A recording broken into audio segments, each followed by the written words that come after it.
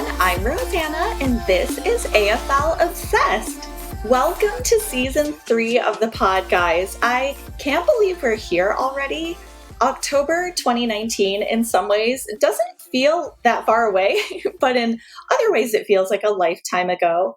But beyond that, I am so excited to welcome a very special guest to the podcast, someone who I'm such a big fan of, and who truly has a unique perspective through his lens. His emotion, moments, and action photography really capture everything from the quietly powerful to defining moments of the game that he shares with all of us. So I am so excited to introduce award-winning and versatile chief photographer of the AFL, Michael Willson. Welcome, Michael. Thanks very much, Rosanna. Thanks for having me. Thanks for being here. I'm so excited to get your take on everything because what you do is just so fascinating. But how are you and how is life for you right now? Life's pretty good. I'm based in Melbourne. We're still sort of hanging under a bit of a COVID cloud, which is throwing a few spanners in the works as far as shoots and kicking off the AFLW preseason pitches. But apart from that, still pretty high from the grand final experience in Perth, and a great final series and a fantastic season as a whole for the AFL. Absolutely. And I actually was wondering, are you getting a break, or do you get a break now that both of the seasons are over, kind of before the AFLW season, as you said, picks up?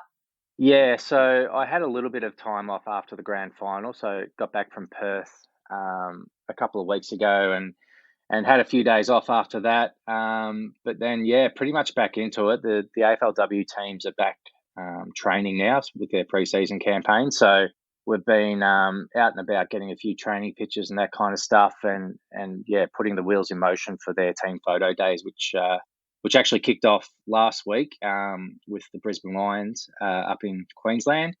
And then, we've got the rest of the teams to follow before the end of the year.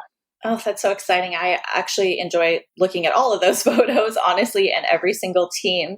I feel like your collective body of work is just like essential to our enjoyment and reliving the best moments from the games. I know there's like countless times that I've looked at photos from my favorite games that you've shot. Do you, in a sense, I guess, kind of barrack for every single team in a way? Do you have a team that you barrack for?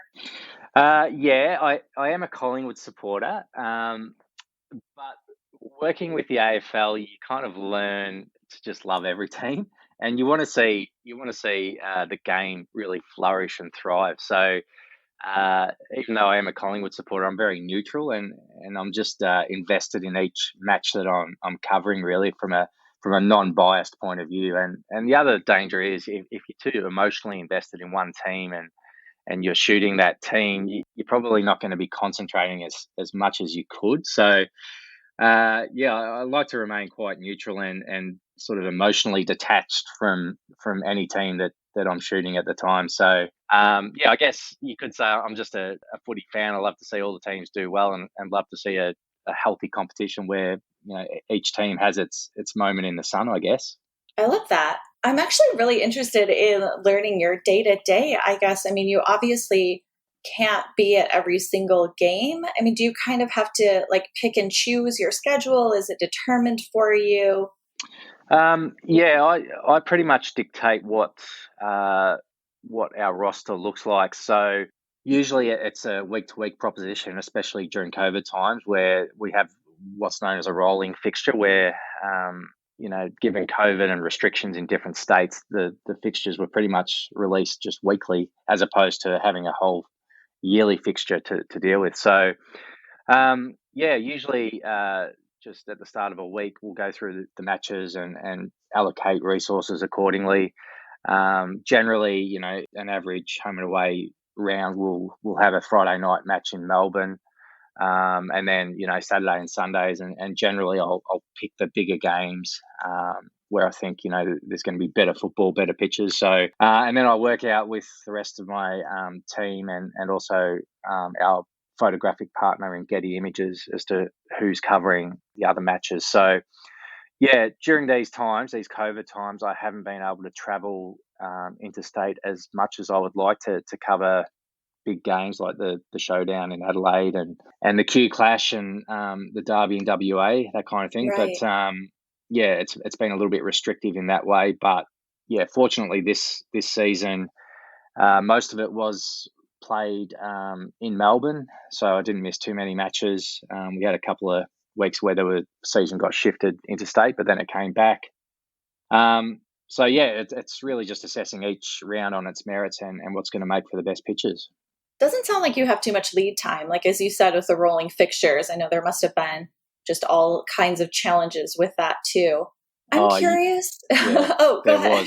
was. Yeah, it was. There were we had trouble really planning in advance, and I remember a few times this season where we were a day or two out from a match, and we still hadn't had a venue or a time, and Oh my consequently, you gosh. couldn't lock in a photographer. So it was a real challenge from a logistical point of view for sure.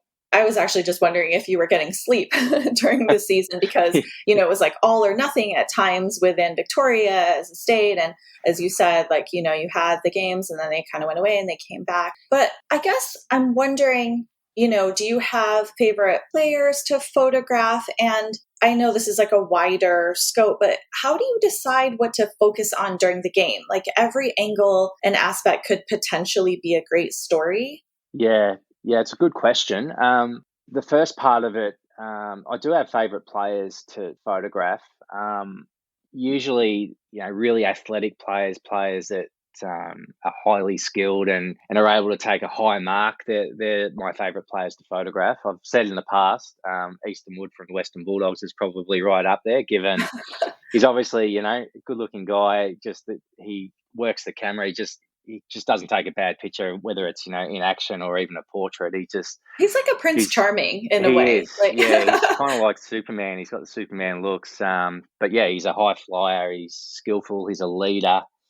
He's got it all. But he's probably not far from being overtaken by his teammate in Bailey Smith, who's just as athletic. He's got yes. a very distinctive, unique look with the mullet, the moustache. His fitness levels are elite. And he's just, yeah, he's a very likable player. He's a great player. I think he's highly skilled. He's courageous. He's got a lot going for him. So yeah, there's that aspect. But the second part of your question there, during a match, you kind of are looking for moments, but they just happen organically. So it's just a matter of being ready for those big moments and knowing that they could happen at any time. Just given the unpredictability of AFL and the fact that anything can happen at any part of the ground at any time, you've just got to have real awareness. And as much as you want the photos to happen for you, you've just got to be ready for that moment. So you can't sort of dictate it too much. You can be prepared, but there's also a slice of luck that comes into it as well. I guess you've just got to give yourself every chance by being switched on for the whole duration of the match and making sure that you're giving yourself the best chance to capture every moment. I'm just in awe of everything that you just said. And actually, while you were talking about Bailey Smith, I was picturing all of the fans who would go and supporters who would wear his, hair like a wig of that mullet. And Yep. just, so it was making me laugh. I guess I know that you were saying, like, I know that you wear radio during the games. And Yep. what you were saying about just kind of being open to capturing those spectacular and thrilling moments, there's just this unique way that you somehow, every game and every time, you just almost like reach into the guts of the game and you just really showcase that. And that's something that we're all grateful for as supporters. And we want to see, it's just so interesting that, like, you can consistently capture that every time. I mean, you must just be, I just can't even imagine like what you're going through during the game. I guess what I am curious about are just like the misconceptions about your role, or like you kind of touched on it, but the most challenging aspects of it. Is it that it's demanding? Is it that it's somewhat solitary? Is it the pressure? Yeah, yeah. There's a lot to it. It is demanding from a match perspective. The concentration, the intense concentration for the whole match can be, really fatiguing.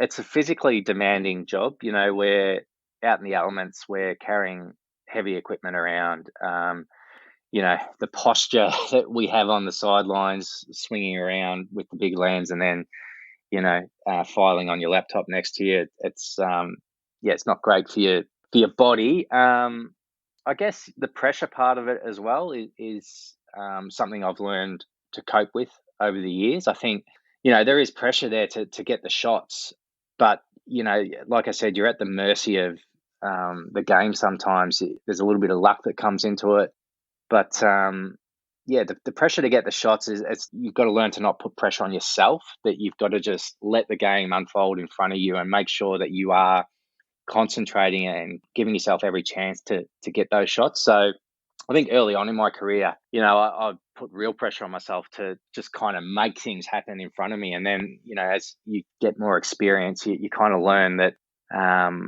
you can't make things happen. You can just you just immerse yourself in the game and make sure that you're ready for that moment, and hope that from a purely photographic point of view, that you're not obstructed by an umpire or some sort of trainer or a seagull or something. You've just got to make sure that that you're lucky and that you're in that position to get those shots. Well, I just have to say that I feel like you make it look easy, because I can't even imagine. I know you have that whole luggage kit that you're kind of dragging around with you, and you're working during all the breaks in the game, and just having to stay sharp, I think, is so difficult because, as you said, rolling fixture, maybe you aren't getting the rest that you need, and it almost seems to me sometimes like you're the first one to get to the stadium and sometimes the last one to leave, because Yeah. you're sending your shots and you're trying to like check everything out. Yeah. I don't want to equate what you do with a wedding, but in some ways I wonder, if it is like a game, because, it only goes down once. There's no redo. There's Yeah. moments that you can just never get back. They play out once. So you get that crucial capture or you don't. But is it that much more challenging because of how quickly your subjects are moving? They're not stationary. Yeah, from a photographic point of view, it's a very fast sport, and it's a 360-degree sport. So unlike a lot of other sports around the world, like soccer or basketball, gridiron, even rugby, they sort of move back and forth along the field. So they kind of move in straight lines, whereas AFL's played on such a huge field. The ball can change direction at any time, and it is difficult to follow at times. So it's a challenge photographically to keep up with it, the speed of it. The game is just getting quicker and quicker each year. So I guess you adapt and you just do your best to try and keep up with the game. The equipment that I use, the Canon EOS gear, is it's lightning fast with its focus and all that kind of stuff. And I use a 600mm telephoto lens to get that reach with the pictures. But yeah, it's certainly challenging at times, and some games are quicker than others. Like I remember the preliminary final in Perth this year, because I'd been in hotel quarantine for 2 weeks prior. I remember just coming out fresh and shooting that match and being blown away by how quick the game was, and I just felt like I was just a half a second behind the play. And that's obviously a preliminary final is a quicker game, but it just goes to show how quick it can be. And if you just have even a couple of weeks out of the game, it's pretty easy for it to pass you by. You sound like a player. I feel like players say that, the game like kind of eclipses them like over time, and just that it Yeah. gets faster. And I do feel that way too. I do think it is so lightning fast, and especially those finals, like you said, I Mm. can't even imagine. And being open is one thing, but it's a 360 game. It's so Yeah. dimensional that I'm just picturing you swinging your camera back and forth, or Yeah. just kind of, it just must be so insane. And as much as I would love to have that lens on the game, I don't envy what you have to do for all of us. Yeah. Were there any special challenges? I know you kind of touched on it, but were there any special challenges in 2021 beyond like the rolling fixture? Were there inclement weather challenges, or you having to quarantine? I'm just curious. Yeah. Yeah. So, I mean, the season kind of started normally from a COVID perspective. I think the first few rounds we had crowds and all that kind of stuff. And Anzac Day, there was 75,000 people at the MCG. So up until That was so great. up until the midway point of the year, things were okay until COVID hit again with the Delta strain taking a hold, and that's when the rolling fixtures came in. There were matches played in different states for a little while. The two New South Wales teams were virtually on the road for the second half of the season. So, there were challenges for the second half of the year. I personally, had to do 2 weeks hotel quarantine in Perth to allow myself to shoot the preliminary finals and grand final. So there was a group of AFL staff that went over at the start of the finals, and did the hotel quarantine and then got out the weekend of the preliminary final. So that was a challenge, 2 weeks hotel quarantine. I know a lot of people have done it, but it was the first time that I did it. And it was It tough doesn't being sound away. fun. No, it was tough being away from my wife and my son, who's only 15 months old. So Oh my gosh. everyone sort of, had their own challenges with it. A lot of other AFL staff had young families they had to leave behind, and everyone, had their own journey to get through those 2 weeks. So, but we're in a really fortunate position that we were able to get into Western Australia and able to do that quarantine to enable us to do our jobs. I think that was probably the biggest challenge of the year, was just overcoming the COVID hurdles, and then just doing that quarantine, and then we were able to get out for prelim and grand final and do our jobs and finish out the year. I feel like the rest is just history, or I don't want to say happily ever after, but yeah, I so appreciate that the sport was able to just get through the entire season. Nothing was abbreviated, because Yeah, I just yeah, kept feeling the walls were closing in at one yeah, point. And, the state borders literally were too. So I yeah. just kept feeling like it could honestly drop at any moment, or it could just stop at any point. Yeah, there were some times where it was just, hanging by a thread. There were times when there were teams in the air and literally airplanes being turned around. I can't imagine, everyone at the AFL, especially, the executive team and the broadcast team and the footy departments, everyone did such an amazing job to get the season done. But the logistical challenges, the exec team and others had to navigate were just extraordinary. And I take my hat off to everyone at the AFL that did their job to get the season underway. I agree. I would just applaud everybody, and Mm. you included. Um, yeah, I guess, well, a little bit of a rewind, like in extension, how was 2020? Because I know that, I mean, we all went through the challenges. The season actually was stopped completely and at a halt for, Yeah. a while. And then we went back in and we kind of went a little longer than we thought. I mean, how was that whole experience for you? Yeah, 2020 had different challenges. So as you touched on, the season was paused after round one, and a lot of AFL staff, including myself, were stood down from their roles, which was really, really challenging. Oh my gosh, I didn't realize that for you, but Yeah, yeah. yeah. So nearly, I think it was close to 75, 80% of AFL staff were stood down once the season paused. So yeah, that was tough. It was a really challenging time. There was a lot of uncertainty as to when the season would resume, when our jobs would resume, if our jobs were safe. Fortunately, I think maybe 6 weeks later, the season kicked off again, and luckily enough, a lot of staff were reinstated, including myself. So we were able to kick things off again. But COVID took a hold again. The season all shifted up to Queensland. I think, I can't exactly remember when, maybe like around 12 or 13 or something like that. And then once the season moved up to Queensland again, I was stood down for a few weeks.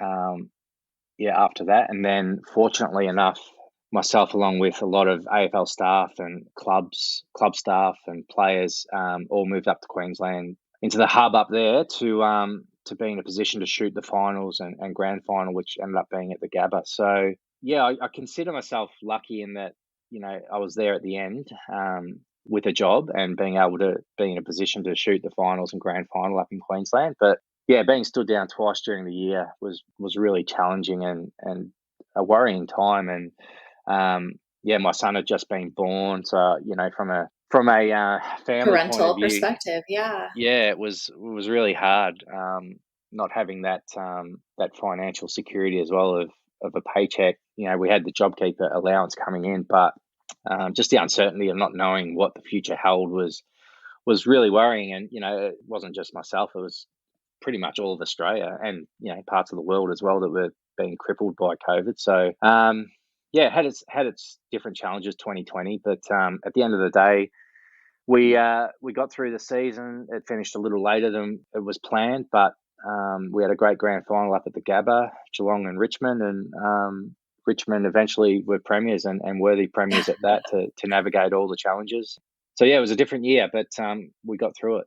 Wow. I honestly, until you said that, I didn't realize, how far reaching just what happened with the pandemic kind of affected nearly every like industry and Yeah, business, but I didn't even realize that it also extended to your part yeah, of. So yeah, that I can't even imagine. I mean, it was a scary time for sure. I'm really appreciative that again, it also rolled forward because those were the only sports in the world, I think, going on for a time, including over yeah, here. We were getting the programming too on our TVs. And so it was kind of keeping everyone going in a sense. But yeah. I mean, that was part of it as well.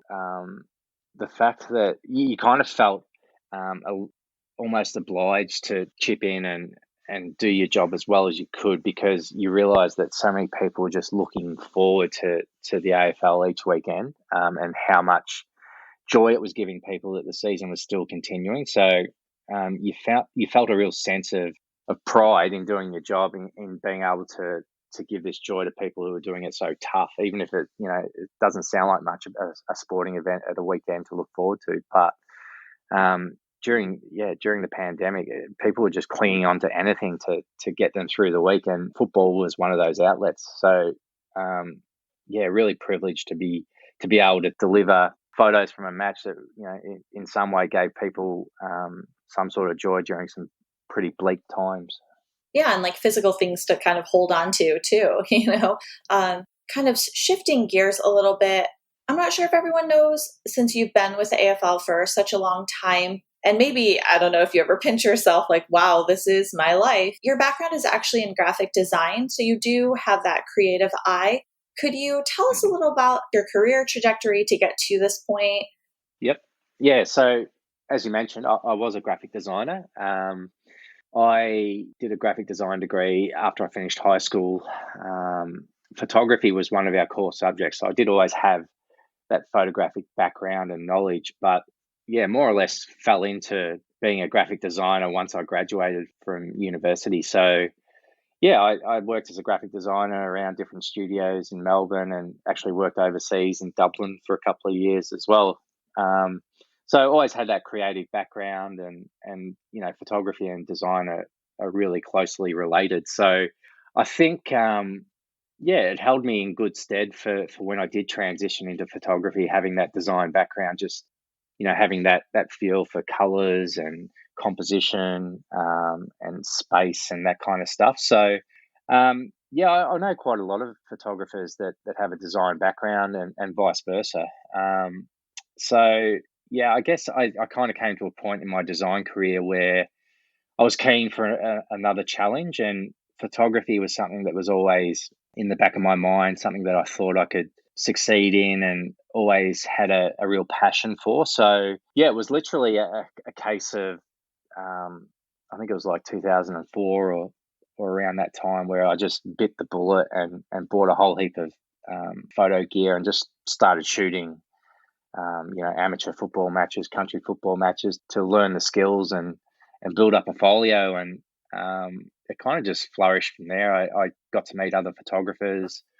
You meet other photographers, you network, you get feedback on your images, you learn new skills. And after a year or two, I guess I had a folio that was looking pretty good. I'd made some contacts at Getty Images and started doing some freelance shifts with them, and uh, yeah, managed to meet some people at the Essendon Football Club, and in 2005 they offered me their photographer's pass for the season, which was my big break. I guess it allowed me to shoot the game at an elite level, but also meet others in the industry and really sort of start to network and make a name for yourself. So once that kicked off, I kind of transitioned into photography. I started doing less design, and then eventually in 2007, I was offered a full-time job at AFL Photos. So once I went full-time there, I quit design effectively, and have been an AFL photographer ever since then. That's so exciting. I didn't realize that you had that photography base to build on beyond just your passion from studying it. And I think it's really exciting that your work took you to Dublin, but I really want to know more about that.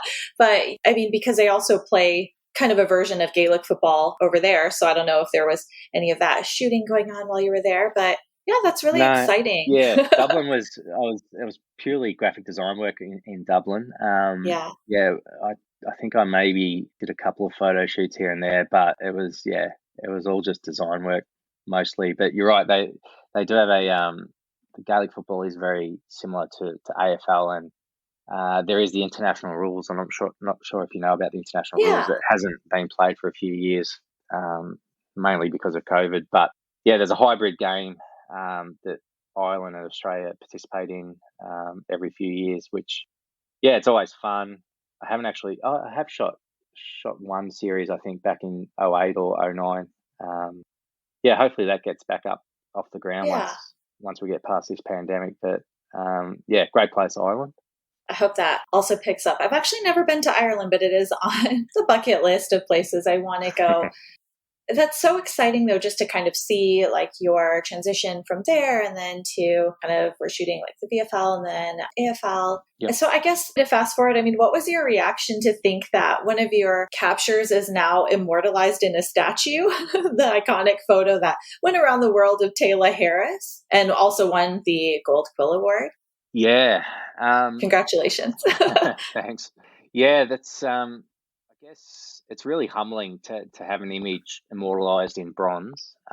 Never ever would have thought that would happen to me.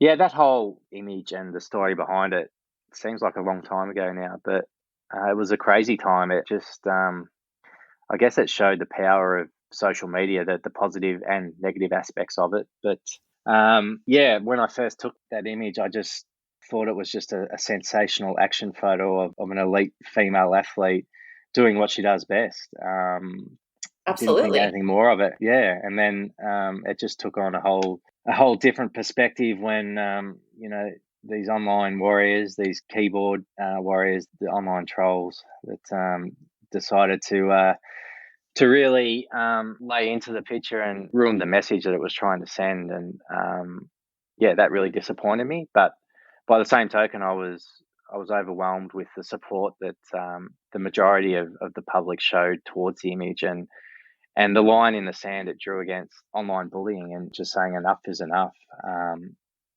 This image should be celebrated for what it is, just a spectacular athlete in full flight rather than being denigrated by faceless wimps, really.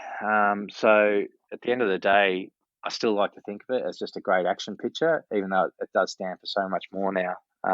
But it's just really humbling to have my name associated with an image that stands for so much, and the fact that it is now a statue is great as well. And it's just overwhelming to think that an image could have such an impact.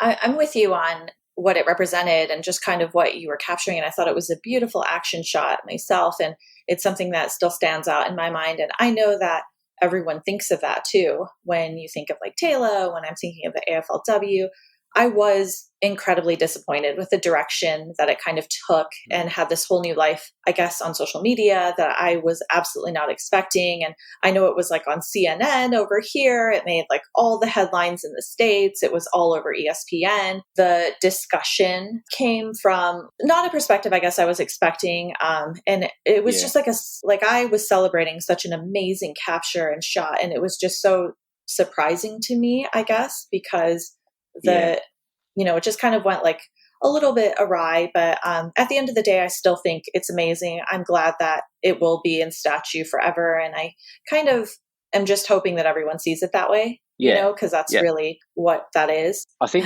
the positive thing to come out of it was the fact that it went viral and the majority of people were celebrating the image for what it was, probably really pissed the trolls off even more. So, they wanted to bring the image down, these trolls. So the fact that it was celebrated and reposted, in support of Taylor and as an overwhelming support for women in sport, it's, Yes. that would have hurt the keyboard warriors even more. So that was the fact that they highlighted it, the trolls, and then it got reposted and went viral in support of Taylor. Probably would have pissed them off even more. So that was the one positive to come out of it.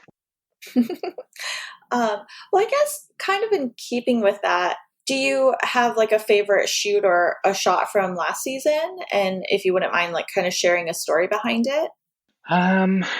Yeah, it's really tough. I get this question a lot. What your favorite picture of all time, or from a particular? Sorry, we are all just want to Yeah, know. probably. I mean, the thing with photography and sports photography as well, there's so many genres of sports photography. There's action, there's emotion, there's celebration, there's stuff off the field and that kind of stuff. But I guess if I think back to last season, I think my favorite action photo was that image of Bailey Smith flying through the air, with his hair going everywhere. I just love that. That's mine. I do love that photo, just the uniqueness of it. A flying hair pass is fairly common. You might get one or two during a match, but it's fairly easy to capture as a photographer because usually the play is side onto you. But to capture it with the player head on, giving it a really unique look, I guess sets it apart from other action images from this year. So it's just a very unique angle. The separation from the ground to where Bailey is, the elevation, and obviously capped off by that flying hair just makes it a really unique composition and something. Just a very unique action photo, one that I was really happy to get.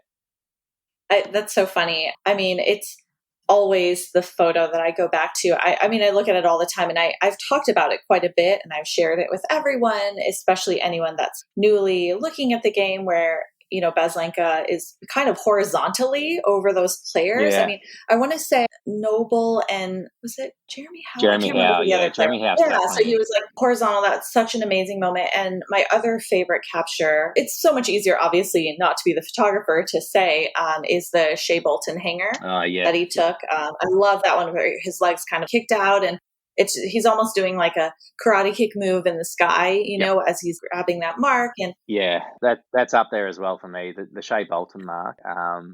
Obviously, one of the best aspects, one of the most spectacular aspects of AFL is the high mark, and yeah, that was probably one of the best ones I've seen in the flesh for years and years, if not, top five kind of stuff. So, yeah, and I was really fortunate to get a picture of it because I was at the other end of the ground. I was probably around 150 meters away, but in hindsight was probably the best angle on it, given I was side on, and it just really shows that reach and elevation that he got. So yeah, I was just happy I got a frame at the end of the day, given the distance I was away from it. wow. Yeah, Speckies are probably just one of my favorite parts of the game Yeah, because there's, they're amazing. that doesn't happen in any other sport. No, Really. it's the best part of our game, and Yeah. they're spectacular. They make great images, and it's what sets our game apart from every other game in the world, I think. I absolutely think that. I know when I started watching the game, just seeing that, there was just I've talked about it. It's like a brain bang moment where I'm not sure what's happening, and none of the players are wearing protection. I was so concerned for everyone. And when you see that live too, it's really crazy how high, Ghani's been like the base for a lot of the Flyers this season. So to be able to see that, I mean, and when I show people the photos too, I mean, it's jaw dropping for anyone who is familiar or not with the sport. Yeah. I guess what's your favorite genre to photograph then? I know you kind of like touched on it, but I'm curious.